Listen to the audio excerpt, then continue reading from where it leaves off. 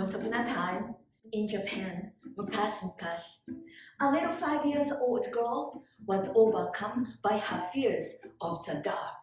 At night, she begged her mother to accompany all the way to her bathroom through the hallway because it's dark.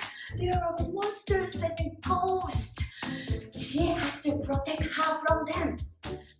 Her mother refused, and instead, she taught her how to take her fears and fold them this way and fold them that way until they were a beautiful flower.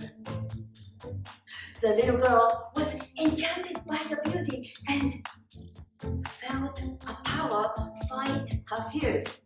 So she would make 27 of them because there are 27 steps all the way to her bathroom, and each step, the flower protect her. Her love of paper folding began. You might have guessed already, that little girl was me, and I am still folding. Origami.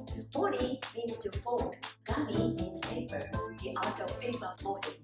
Many students do not understand geometry in a textbook. That's where origami comes in. We start with nothing but a flat piece of paper and begin folding sides, matching vertices, and dividing angles and creating shapes over and over. Not only the math vocabulary begins to make sense, but fractions become obvious.